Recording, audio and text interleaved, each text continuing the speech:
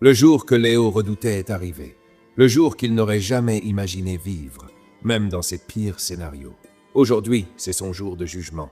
Assis dans le box des accusés, vêtu d'une chemise repassée à la main par Mariama la veille, Léo ne parle pas.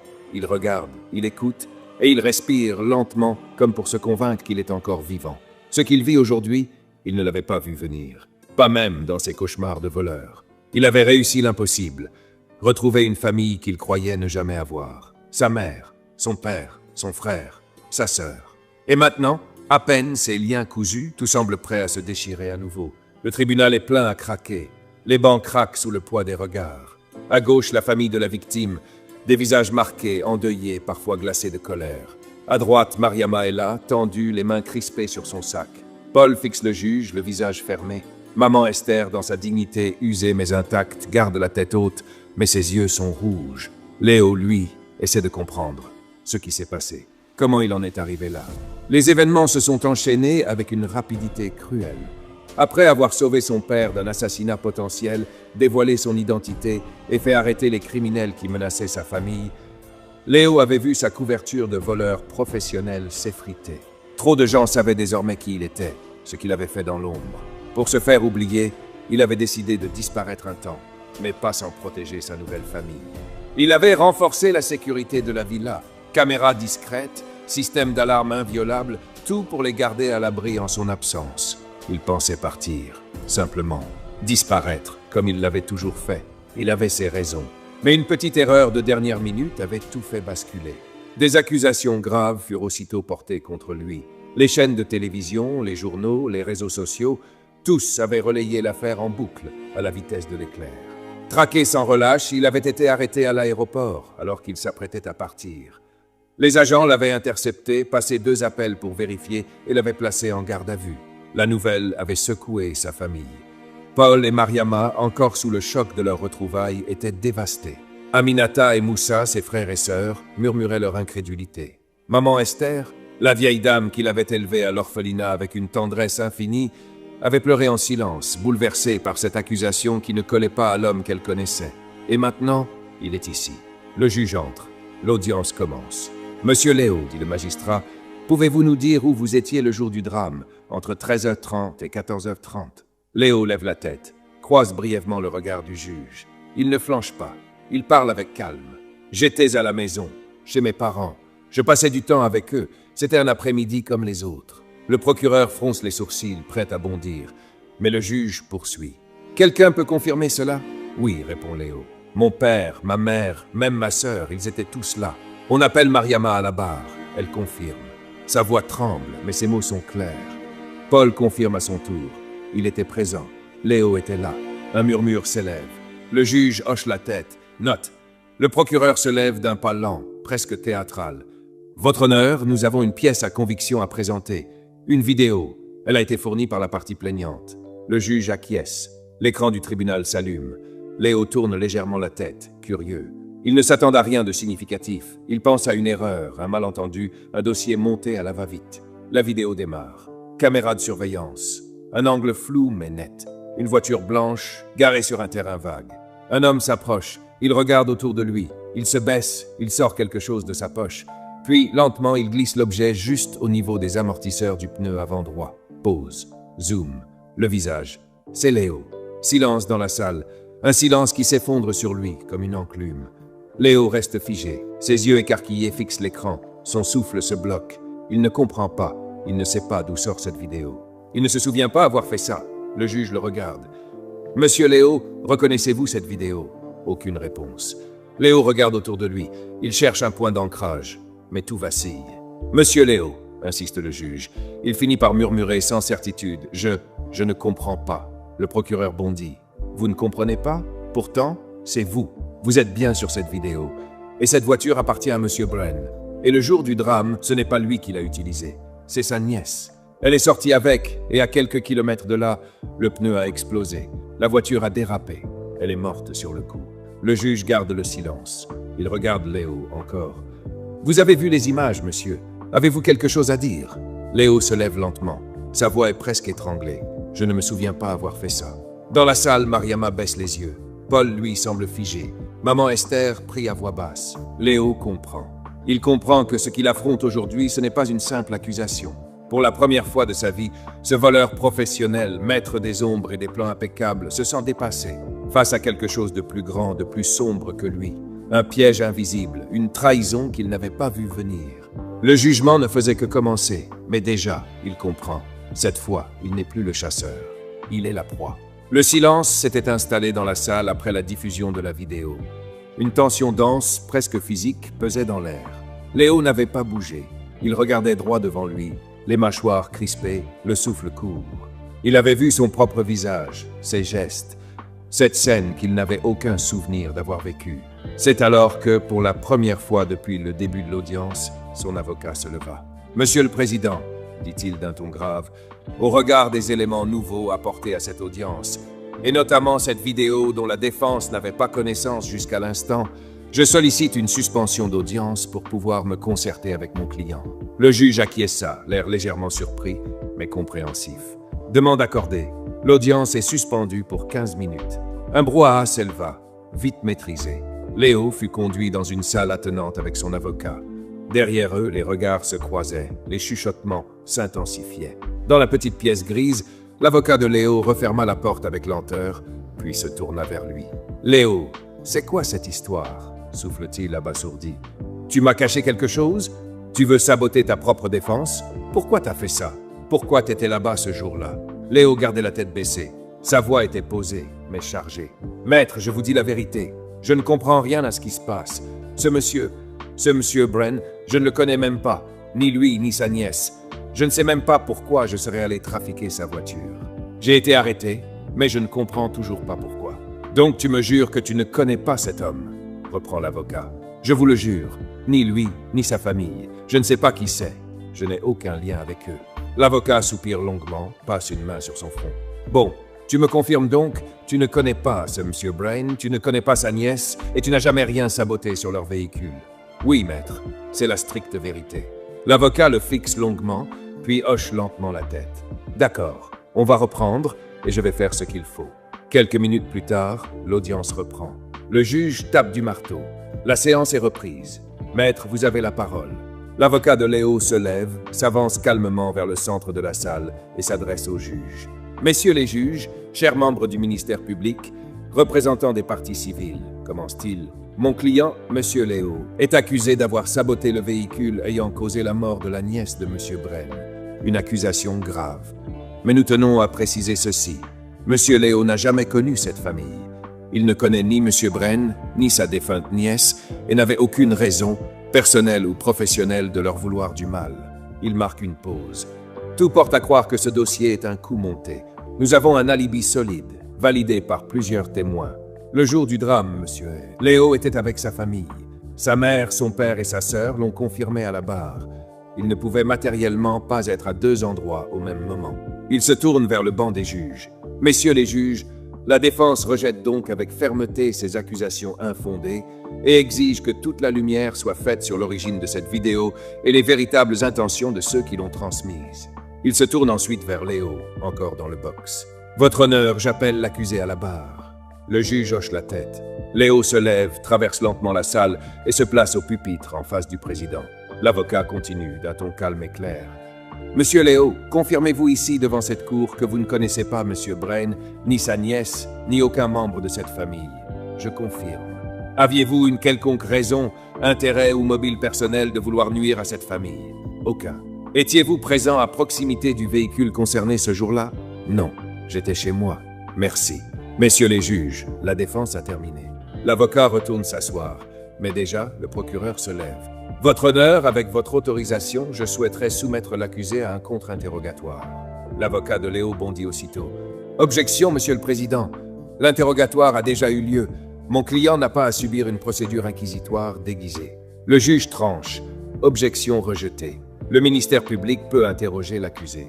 Le procureur avance lentement. « Monsieur Léo, reconnaissez-vous avoir déjoué une tentative d'assassinat contre votre père Paul, il y a quelques semaines? » « Oui. » « Vous reconnaissez que la femme de votre père, Aïssatou, avait planifié de l'empoisonner avec l'aide de son amant David? » « Oui. » « Et que ce jour-là, vous vous étiez introduit dans leur maison pour un cambriolage? » « C'est exact. » C'est donc en tant que voleur que vous avez assisté à cette tentative d'empoisonnement et que vous avez ensuite décidé de vous infiltrer dans la maison pour empêcher le meurtre, sans savoir que l'homme que vous protégiez était en réalité votre propre père. Léo hoche la tête, la gorge serrée. Oui, c'est la vérité. Le procureur continue implacable. Vous avez donc fait arrêter Aïssatou et son complice David, qui menaçaient la vie de votre père. Oui. Le procureur tourne lentement autour de la salle. Et à la suite de cette affaire, vous avez renforcé la sécurité du domicile familial, n'est-ce pas? C'est vrai. Mais quelque chose dans le ton du procureur fait tiquer Léo. Il fronce les sourcils. Son regard devient plus attentif.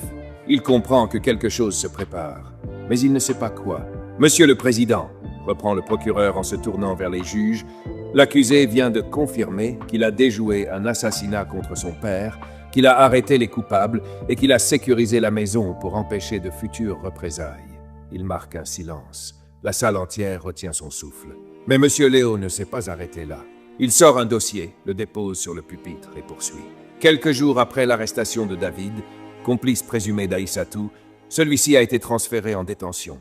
Et il y a 5 jours, David a été retrouvé mort dans sa cellule, poignardé à 6 reprises. Un frisson traverse la salle. Léo ouvre grand les yeux. Il ne comprend pas. « Voici les photos du corps de David », dit le procureur en les brandissant. Les caméras de surveillance de la prison ont subi des défaillances. Aucun agent ne l'a vu venir. Mais les traces sur la scène laissent penser à un acte planifié. Or, David n'avait qu'un seul ennemi déclaré, Léo. « Et vous pensez que j'ai fait ça ?» lâche Léo, choqué. « Messieurs les juges, voici ce que nous soutenons. Léo, après avoir découvert sa famille, a voulu les protéger à tout prix. Il a éliminé ceux qui les menaçaient. Aïssatou et David sont tombés. Mais David avait un frère, Monsieur Brain. Autre figure connue du banditisme. Autre menace potentielle. Voilà pourquoi, quelques jours plus tard, Léo s'en est pris à sa voiture. Le juge fixe Léo. La salle est médusée. Mariama ne bouge plus. Paul serre les dents. Maman Esther baisse la tête. Le procureur conclut. Messieurs les juges, tout s'explique. Monsieur Léo a voulu éliminer toutes les menaces avant de disparaître. Et en voulant faire justice lui-même, il a causé la mort d'une innocente. C'est faux, hurle Léo soudainement. Qu'est-ce que c'est que ces conneries? Je ne connais pas Brain, je n'ai pas tué David, je n'ai rien à voir avec cette histoire. Le juge frappe du marteau. Silence dans la salle.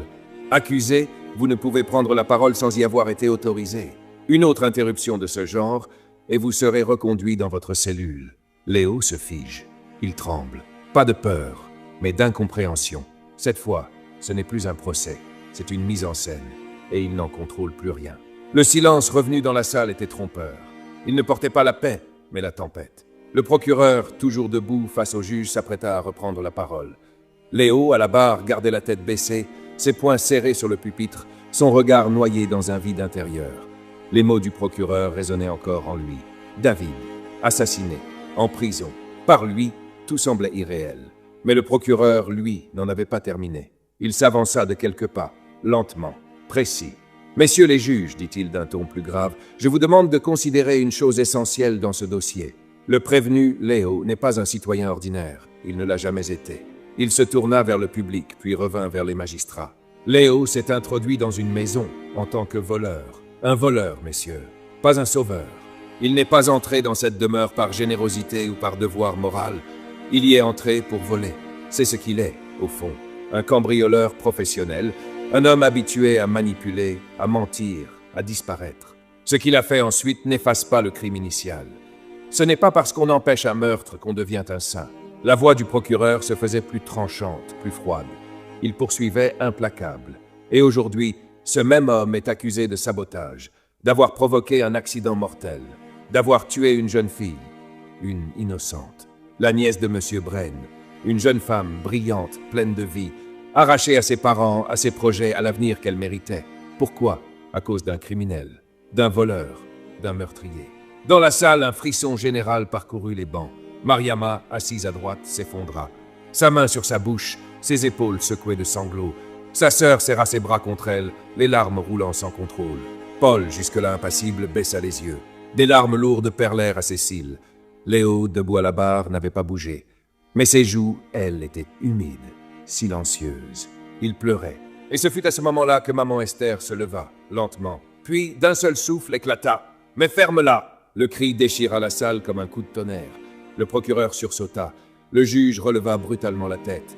Les agents de sécurité sauraient dire « Madame !» lança le président, outré. « Vous n'avez pas le droit d'interrompre l'audience. Je vous rappelle que nous sommes dans un tribunal. Si vous persistez, je demanderai à la sécurité de vous escorter. » Mais maman Esther n'avait pas terminé. Elle s'avança d'un pas, les yeux en flammes, le doigt pointé vers le procureur. « La famille que tu défends là, cette famille de criminels, combien ils t'ont promis, hein? Tu viens d'avouer toi-même que ce David et ce Brain faisaient partie d'un gang. Et tu les défends? Ils t'ont promis quoi? Ils vont te donner quoi? Une villa? Une promotion? Qu'est-ce qu'ils t'ont promis? Tu défends des criminels en détruisant mon fils, mon Léo. » Le président se leva. « Madame, c'est un procureur de la République à qui vous vous adressez. Un peu de respect. » Maman Esther, les poings tremblants, hurla. « Procureur, je m'en fous de ton procureur. Monsieur le procureur, avec tout le respect que je te dois, ton Modia Pro Max. Celui qui n'est pas d'accord n'a qu'à venir me chercher. » Les murmures devinrent vacarmes. Le président frappa de son marteau. « Sécurité! Faites sortir cette dame immédiatement. Elle perturbe le bon déroulement de l'audience. » 2 agents s'approchèrent de maman Esther, qui ne résista pas. Mais alors qu'ils l'escortaient, elle se retourna une dernière fois vers Léo, brisée et en pleurs. « Laissez mon Léo !» cria-t-elle. « Vous vous trompez tous. Ce garçon que vous traitez de voleur, il est plus humain que vous tous réunis. Mais ça, vous le saurez plus tard. Condamnez-le, tuez-le. Un jour, vous le regretterez. Un jour, vous allez le payer, bande de tocards. » Ces cris résonnèrent même après qu'on l'eût sorti de la salle. Le président laissa retomber son marteau. Il respira profondément. « Que chacun retrouve sa place. L'audience va reprendre. Je demande à ce que le calme soit strictement observé, sans quoi des sanctions seront prises. » Léo, toujours debout, ne disait rien, mais tout dans son regard avait changé. Une chose venait de se briser, et le procès n'était pas encore terminé. L'ambiance dans la salle d'audience n'avait plus rien de judiciaire. C'était devenu un champ de guerre silencieuse, où les regards accusaient, où les silences pesaient plus que les mots. Les larmes de maman Esther flottaient encore dans l'air comme une plaie ouverte que personne n'osait refermer. Le président, après avoir tenté de rétablir le calme, se tourna lentement vers le procureur, qui n'avait toujours pas regagné sa place. « Vous pouvez poursuivre, maître. » Le procureur s'avança d'un pas, avec une froideur méthodique. Ses yeux ne quittaient pas Léo. « Messieurs les juges, je veux revenir un instant sur ce que nous savons. Léo, que vous voyez là, n'est pas un accusé comme les autres. Il est entré dans une maison avec des intentions criminelles. Il a ensuite infiltré une famille, dissimulé son identité, manipulé des situations, et aujourd'hui, 2 morts. 2. Il leva 2 doigts lentement. Une jeune fille innocente, morte dans un accident provoqué, et un homme retrouvé poignardé en prison dans des circonstances troublantes. Et dans les 2 cas, l'ombre de Léo plane au-dessus des faits. Est-ce un hasard? Est-ce une coïncidence que ce soit précisément les 2 personnes qui, si elles avaient vécu, pouvaient représenter un danger potentiel pour sa famille? Léo baissa la tête, les mâchoires crispées. Il serrait les dents, se battant intérieurement contre la colère, l'injustice, l'incompréhension. Tout en lui criait à l'aberration, mais il ne disait rien. « Messieurs les juges, poursuivit le procureur, cet homme, ce Léo, est un calculateur. Il a voulu protéger les siens, sans doute. Mais il l'a fait en se transformant en justicier, en juge et bourreau. Il a voulu tirer un trait sur son passé, mais en traçant une ligne de sang. Voilà ce que nous avons face à nous. Un individu dangereux, méthodique et prêt à tout. » Il marqua une pause. Dans la salle, le silence était glaçant. Même les soupirs semblaient interdits. Et ce n'est pas moi qui l'affirme, ce sont les faits. Puis, se tournant vers les juges avec solennité, « Je vous demande, en toute responsabilité, de rendre justice. Pas pour punir, mais pour protéger. Pour éviter qu'un autre père enterre sa fille. Pour éviter qu'un autre frère tombe en prison sans en sortir vivant. Ce tribunal a le devoir de condamner cet homme avec la sévérité que méritent ses actes. » Un murmure monta. Léo ferma les yeux. De l'autre côté de la salle, Mariama s'effondra une seconde fois. Sa sœur tenta de la soutenir, mais ses propres forces la trahissaient. Paul détourna les yeux, submergé.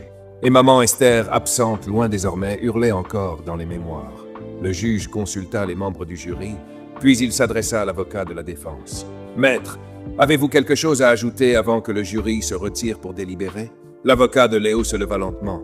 Il était pâle, vidé, mais ses yeux brillaient d'une colère froide contenue. « Oui, monsieur le président. » Il s'avança, sa voix posée, mais vibrante. « Ce que nous avons entendu ici est un réquisitoire, pas une recherche de vérité. On a jugé un homme avant même de l'entendre. On a oublié une chose essentielle. Léo n'a pas fui. Il n'a pas résisté à son arrestation. Il s'est présenté devant vous sans mensonge. Il a répondu aux questions. Il a nié. Et il a droit à ce doute. Ce doute que la loi protège, que la justice garantit. Ce doute raisonnable que tout homme mérite. Il fit un pas de plus vers les juges. Ce n'est pas parce qu'un homme a un passé que son avenir est écrit d'avance. Ce n'est pas parce qu'il a été voleur qu'il est devenu assassin. Et ce n'est pas parce que des criminels l'accusent que leurs mots deviennent vérité. Il se tourna vers Léo, puis vers le public. On juge ici un homme, pas un fantôme, pas une caricature. Un homme qui pleure, qui souffre et qui nie. Un homme que ses proches soutiennent. Un homme tout simplement. Un long silence s'installa. Le juge acquiesça lentement. « Merci, maître. Le jury va maintenant se retirer pour délibérer. » Les jurés se levèrent, la salle entière se figea. Pendant ce temps suspendu, Léo resta seul, debout, immobile, comme au bord d'un gouffre, les yeux dans le vide et le cœur en attente d'un verdict. Le silence dans la salle d'audience était glacial. Il ne restait plus rien des protestations, des cris, ni même des larmes. Seuls les battements de cœur, sourds et frénétiques, résonnaient dans les poitrines. Léo était debout, les poignets liés, le visage vidé, attendant. Le juge principal prit la parole solennel, le regard fixé sur les feuilles posées devant lui. Après délibération, le tribunal déclare Monsieur Léo coupable des faits qui lui sont reprochés. En conséquence, et au vu de la gravité des actes commis, il est condamné à la peine capitale. Un cri étouffé éclata du côté de Mariama. Maman Esther, absente depuis son expulsion, ne pouvait même pas assister à la fin. Paul se leva, furieux, brisé. Les sanglots fusèrent. À gauche, la famille de la victime se leva en même temps. Certains tombèrent dans les bras les uns des autres. On entendit un « La justice est faite » murmuré entre deux embrassades. Monsieur Bren hocha la tête, satisfait, les yeux levés vers le procureur qui venait les rejoindre. Poignée de main, sourire, victoire. Le président du tribunal frappa une fois du marteau. L'audience est levée. Il se leva, mais avant même qu'il ne puisse tourner les talons, un vacarme inattendu secoua la salle. Boum! Les lourdes portes du tribunal s'ouvrirent d'un coup sec, résonnant comme un coup de tonnerre. Tous les regards se tournèrent pris de court. Un homme entra, lentement, silencieusement. Mais sa présence parlait pour lui. Grande silhouette, barbe noire et touffue, cheveux longs noués en dreadlocks épaisses tombant jusqu'à la nuque, lunettes noires opaques, manteau long, légèrement ouvert. Il marchait comme s'il n'avait pas à demander la permission. Une démarche calme, une aura dérangeante, majestueuse, comme si le monde lui-même s'écartait sur son passage. Le procureur se redressa, les juges se figèrent, les gardes hésitèrent. Léo leva la tête, troublé. L'homme s'arrêta au centre de la salle, fixa le juge principal et déclara d'une voix grave « J'ai une requête ». La tension se coupa net. Le président fronça les sourcils. « Et vous êtes ?» « Peu importe. Ce que je viens proposer est plus important que mon nom. Ce que j'ai à dire doit être entendu par Robert, le président de la République lui-même. »« Le président ?» lança le juge, surpris. « Et que lui diriez-vous, monsieur, l'inconnu ? Que je suis porteur d'une offre qui pourrait enfin mettre la main sur l'homme le plus recherché du pays. Nuage X, l'insaisissable. » Un silence de plomb tomba dans la pièce. Les murmures fusèrent aussitôt. Le nom avait claqué comme une gifle. Nuage X. Même le procureur haussa les sourcils. Il plissa les yeux, détaillant l'homme qui, jusque-là, n'avait montré aucune nervosité. « Et quelle est cette offre, exactement ?» demanda le procureur, d'une voix prudente. « Simple, » répondit l'homme. « Nuage X est prêt à se livrer. Aujourd'hui, ici, à une seule condition. » Il désigna Léo d'un geste du menton. « Vous annulez immédiatement la condamnation de cet homme. Vous lui offrez une immunité totale, signée et validée par le président Robert. Et en retour, vous recevez la tête de Nuage X. » La salle explosa. Certains ricanèrent, d'autres crièrent au scandale. Le président du tribunal tenta de rétablir l'ordre en frappant à nouveau du marteau. Le procureur secoua lentement la tête. Ce genre de proposition, ce n'est pas comme ça que fonctionne la justice. Je comprends, et je ne suis pas là pour négocier, monsieur le procureur. Je vous transmets simplement l'offre. Vous avez 5 minutes. Passé ce délai, Nuage X disparaîtra à nouveau, et vous n'aurez plus jamais l'occasion de l'attraper. Il s'avança d'un pas. Je vous laisse juger de ce qui est plus important. Un voleur déjà condamné ou le plus grand criminel de ces dernières décennies? Le procureur se détourna, hésita, puis se dirigea vers un bureau isolé sur le côté. Je vais appeler le président.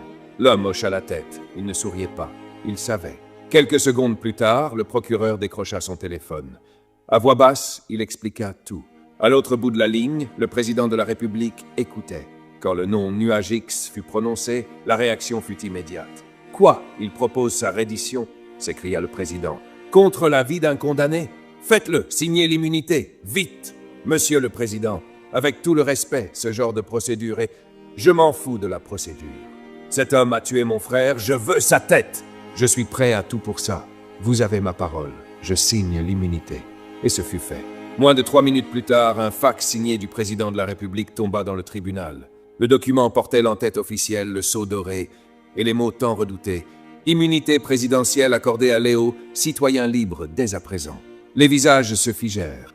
Les juges, les gardes, les journalistes, les plaignants, tous. C'est une blague, hurla M. Brain en se levant. On laisse partir un tueur. Vous êtes sérieux? Sa famille l'accompagna dans ses cris. Il beuglait à l'injustice. Le procureur restait sans voix. Mais l'ordre était donné. La garde présidentielle fit irruption dans la salle, précédée de 6 agents armés. Ils ne dirent rien. L'homme à la barbe se tourna vers eux et les salua brièvement. Léo, lui, n'avait pas bougé. « Tu es libre », souffla l'homme. Et pour la première fois, Léo ne comprit rien. La salle était suspendue. Léo, malgré l'annonce de son immunité, restait immobile, debout, silencieux, incapable d'assimiler ce qui venait de se passer. Autour de lui, tout semblait irréel, les murmures des juges, les regards perdus des avocats, les cris de protestation de la famille Brain, le procureur qui relisait encore et encore le document d'immunité signé du président, et cet homme-là toujours debout au centre de la pièce, les mains croisées derrière le dos, comme s'il avait été chez lui. Le président du tribunal, d'une voix encore troublée, tenta de reprendre le fil. « Monsieur, maintenant que la requête a été acceptée et que l'immunité présidentielle a été accordée à Léo, il est temps d'honorer votre part du marché. Où est Nuage X ?» L'homme leva lentement les bras, paume ouverte vers le ciel, comme s'il s'apprêtait à prononcer une incantation, une invocation, ou peut-être quelque chose de plus ancien encore. Un silence étrange, presque sacré, s'installa. Le procureur s'avança prudemment, les sourcils froncés. « Que faites-vous » demanda-t-il. « Ce que vous m'avez demandé, » répondit l'homme d'un ton calme. « Vous vouliez Nuage X. »« Oui, c'était ça, le marché. » L'homme inspira doucement, puis ajouta, sans hausser le ton, « C'est moi, le choc. » Un raz de marée. La salle chancela, littéralement. On aurait cru que les murs allaient s'effondrer sous le poids de cette révélation. Même les juges se levèrent d'un bond, les visages figés. Un tumulte grandit, une onde d'incrédulité parcourut la foule. « Non, ce n'est pas possible. » Souffla un avocat. « Il ment !» cria un autre. Mais l'homme ne broncha pas. Il attendait. À l'extérieur, la rumeur enfla. « Nuage X, il est là, dans le tribunal. » Les journalistes firent irruption, caméras levées, micros tendus, flash en rafale. Les forces de l'ordre tentèrent de les contenir, mais la nouvelle avait déjà explosé. L'insaisissable venait de se livrer. Le procureur, le souffle court, décrocha à nouveau son téléphone. Il composa dans l'urgence. Quelques secondes plus tard, il parlait au président de la République. « Monsieur le Président, c'est lui. L'homme qui s'est présenté pour négocier, c'est Nuage X lui-même. » Un silence. Puis une voix hachée entre colère et soulagement. « Arrêtez-le, immédiatement. » Le procureur raccrocha. Il fit quelques pas vers l'homme, puis s'immobilisa devant lui. « Monsieur Nuage X, au vu de tous les crimes commis, des meurtres, des braquages, des réseaux, des disparitions, vous êtes en état d'arrestation. » Il fit un signe discret. 2 agents d'élite s'approchèrent.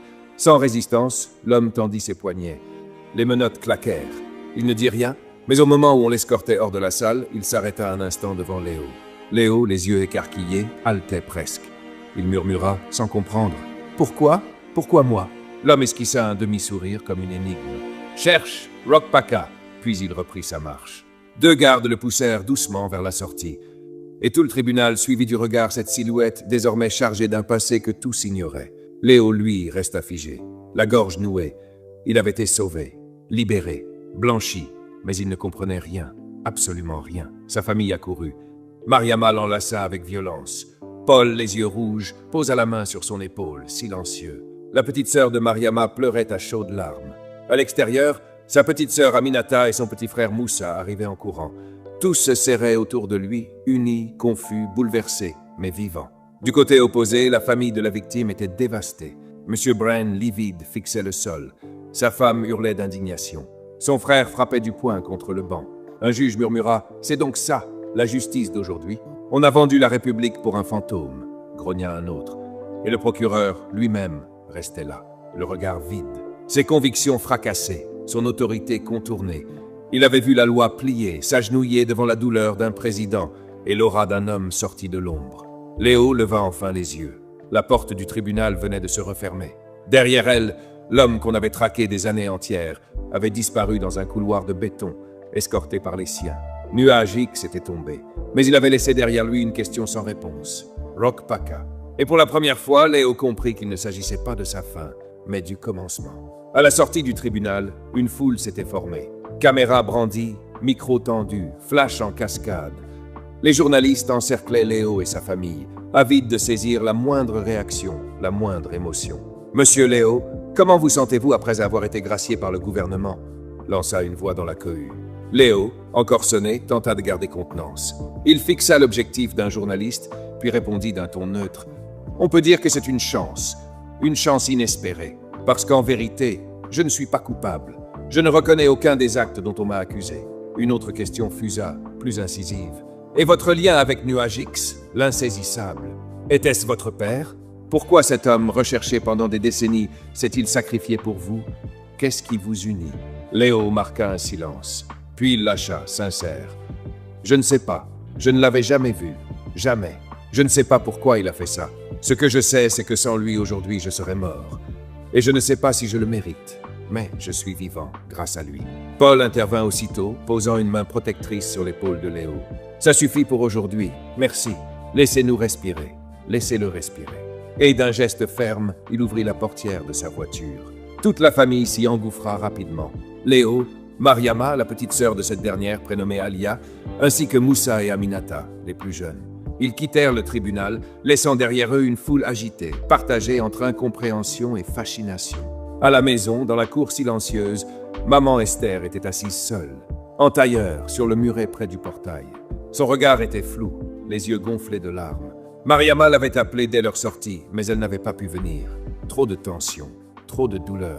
Quand la voiture arriva, elle ne réagit pas immédiatement. Ce n'est que lorsqu'elle vit la silhouette de Léo descendre qu'elle se leva, abasourdie. « Léo ?» murmura-t-elle. Elle se mit à courir, les bras ouverts, les larmes coulant déjà. Léo ne bougea pas. Il la laissa l'enlacer, la serrer contre elle, sangloter sur son épaule. « Mon fils, mais comment? Comment tu es là? Ils t'ont libéré, ils ont changé d'avis, mon Dieu, merci Seigneur. » Mariama s'approcha et résuma tout, la voix brisée par l'émotion. Le verdict était tombé. Peine capitale. Mais juste avant que le président ne quitte la salle, un homme est entré. Un homme venu de nulle part. Il a proposé un marché. En échange de l'immunité pour Léo, il a livré Nuage X. Maman Esther recula d'un pas incrédule. Nuage X, l'insaisissable, celui-là même. Mariama hocha la tête. Oui, et c'est lui qui s'est livré, pour Léo. Maman Esther joignit les mains. Elle s'agenouilla lentement, leva les yeux au ciel et murmura. Seigneur, Seigneur Tout-Puissant, pardonne-lui, je t'en supplie. Pardonne cet homme, tu connais ses fautes. Mais aujourd'hui, il a fait ce que personne n'a osé faire. Il a sauvé mon fils. Qu'il trouve grâce à tes yeux. Qu'il trouve la paix, même au fond d'un cachot. Un peu plus tard, alors que tout le monde s'était installé dans le salon, Léo se leva. « Il faut que j'y aille. »« Quoi ?» s'écria Mariama. « Tu viens à peine d'être libéré? Tu vas pas encore partir? J'ai besoin de réponses. Quelqu'un a voulu me faire tomber, et je dois savoir qui. Je dois comprendre pourquoi. » Paul s'approcha. « Tu peux au moins attendre demain. »« Non, maintenant. » Et sans un mot de plus, il quitta la maison. Léo rentra chez lui, dans le quartier nord. Un quartier résidentiel où il vivait discrètement depuis des années. Sa maison sobre mais moderne était équipée de tout un arsenal électronique. Un ancien repère, un ancien monde. Celui d'un homme qui savait toujours quoi faire. Mais aujourd'hui, même les murs familiers semblaient étrangers. Il se déshabilla lentement, déposa sa veste sur le fauteuil et s'enferma dans la salle de bain. L'eau chaude ruissela longtemps, trop longtemps. Il ne savait plus s'il se lavait du tribunal, de la peur ou du poids de cette dette qu'on avait contractée pour lui, sans qu'il le demande. Une heure plus tard, il passait le portail du centre pénitentiaire.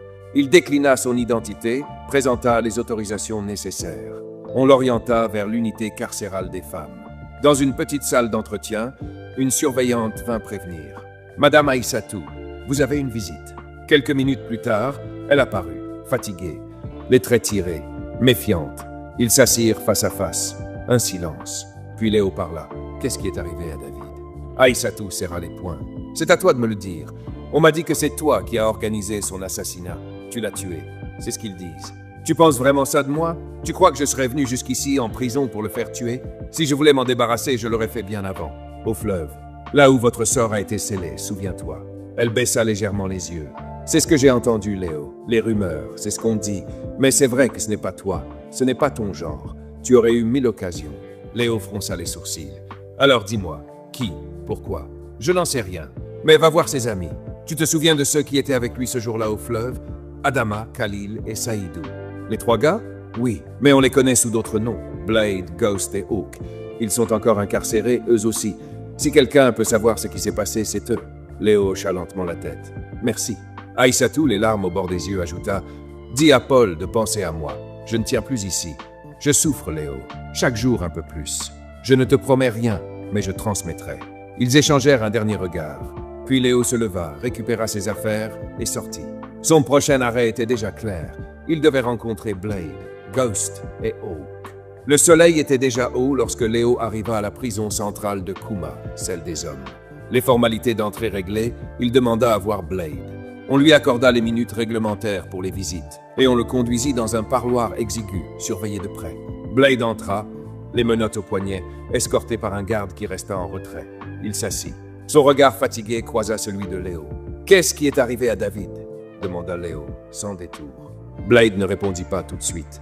Il soupira, baissa les yeux, puis murmura « On dit que c'est toi, que tu as fait assassiner David en prison. Je suis pas venu jouer à ça, Blade. Tu sais très bien que ce n'est pas moi. Je suis innocent. Je suis là pour comprendre. Dis-moi ce que tu sais. » Silence. Puis Blade se pencha légèrement vers Léo. « Ce qui est arrivé, c'était prévu. David n'a pas tenu 2 jours ici. Qu'est-ce que tu veux dire? Son frère Brain, il a un passif. Il avait piégé un gros poisson, un trafiquant rival. Le gars a pris perpète.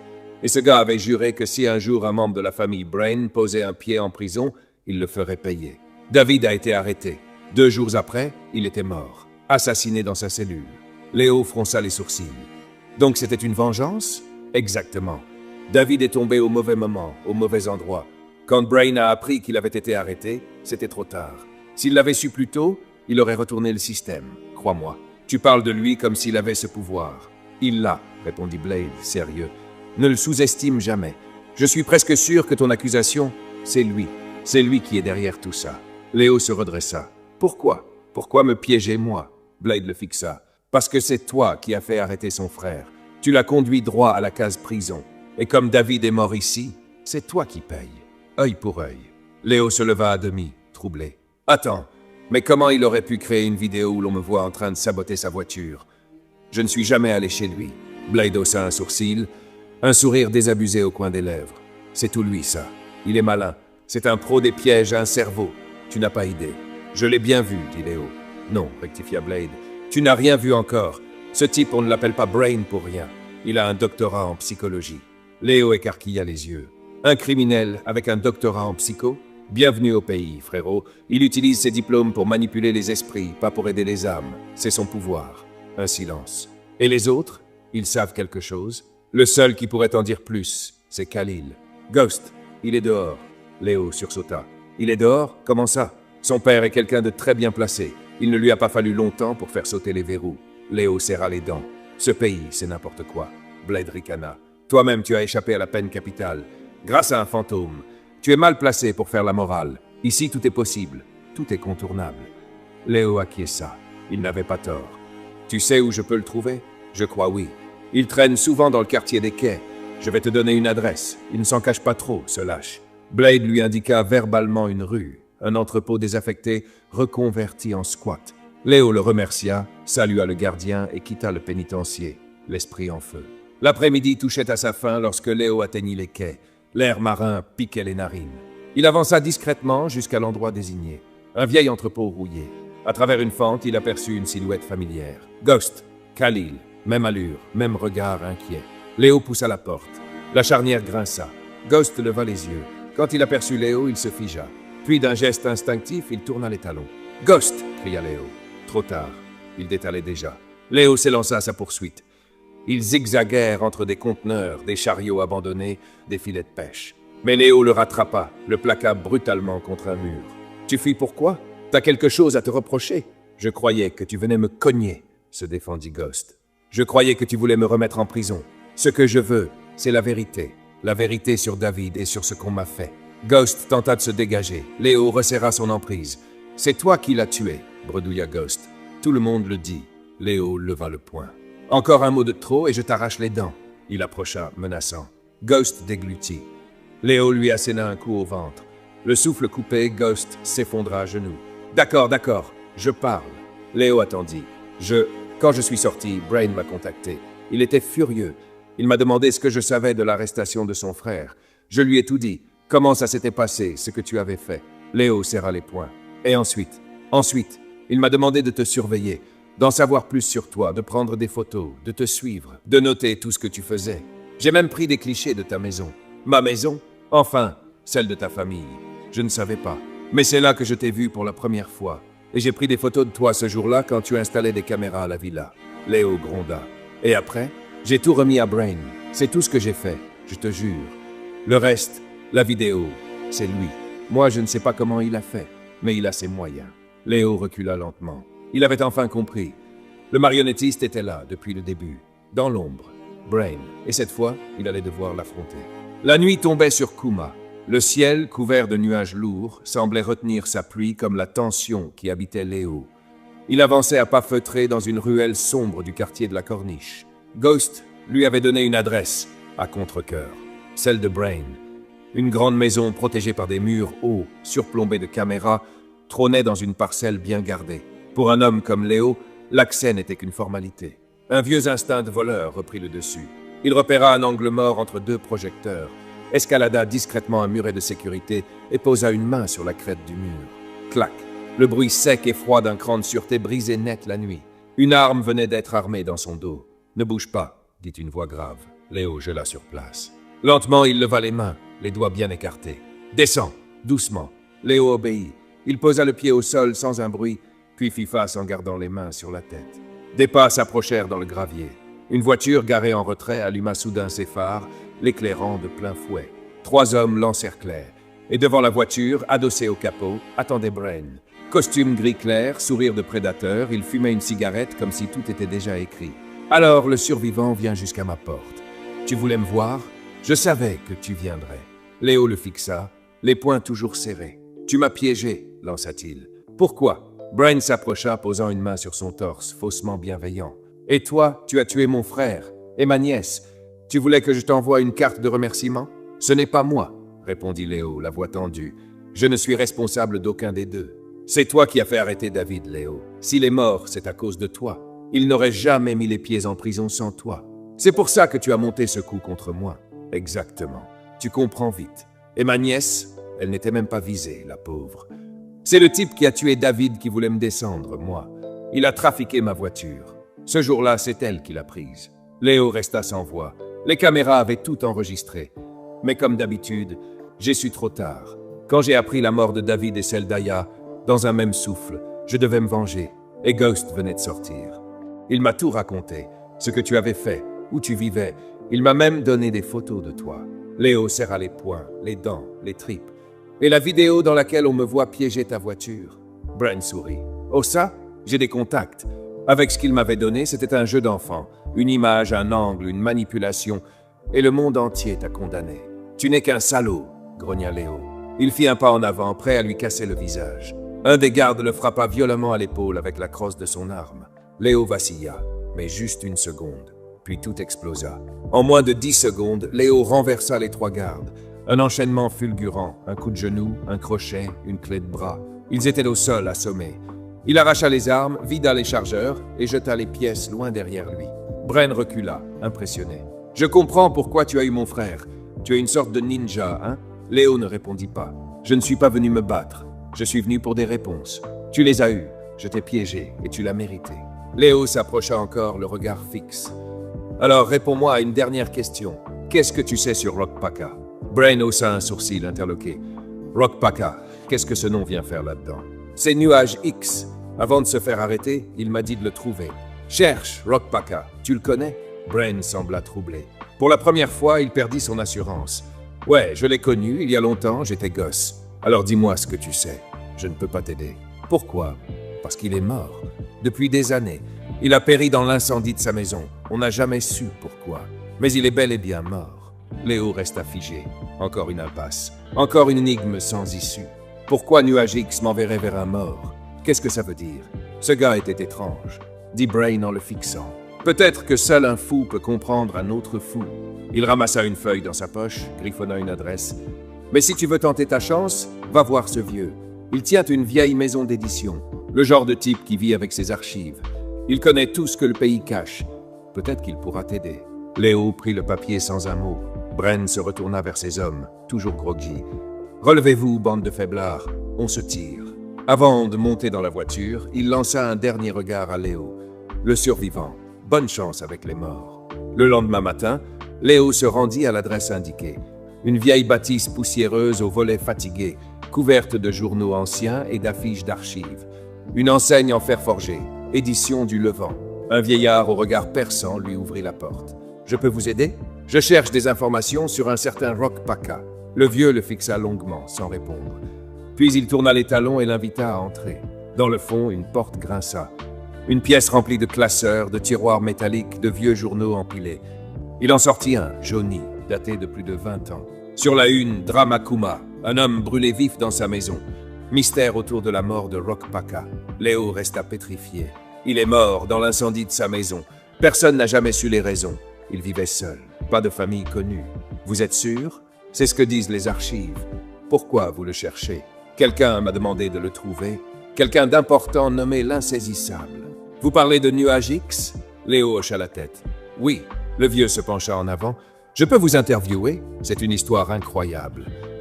C'est vous, le gars qui l'a sauvé? Oui, mais je ne suis pas là pour ça. Je cherche juste des réponses. Je vous promets, quand je saurai tout, je reviendrai. Vous aurez ce que vous voudrez. Le vieux soupira.